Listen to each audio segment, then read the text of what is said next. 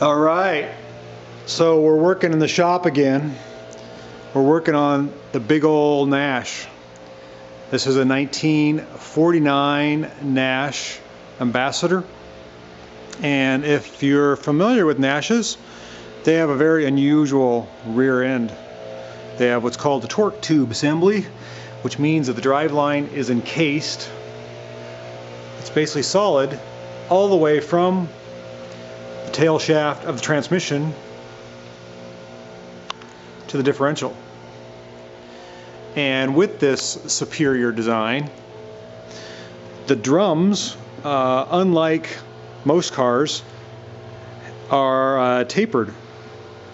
And when they get really old and have been on there for a while, of course they're old, they get stuck.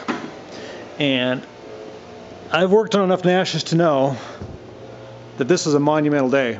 You can see the tapered shaft here and the big cotter pin.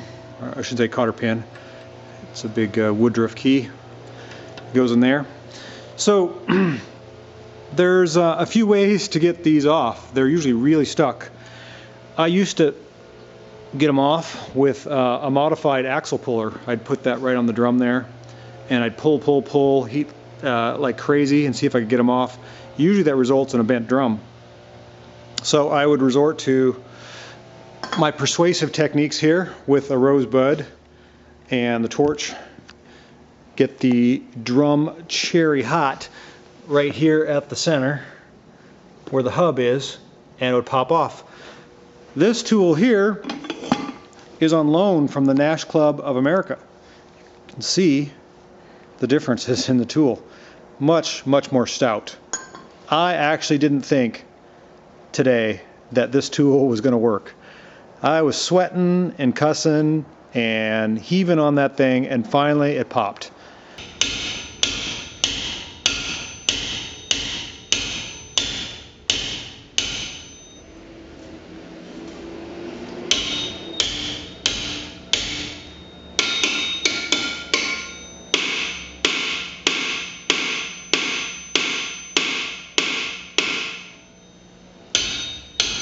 Remember, these drums have been on since 1949.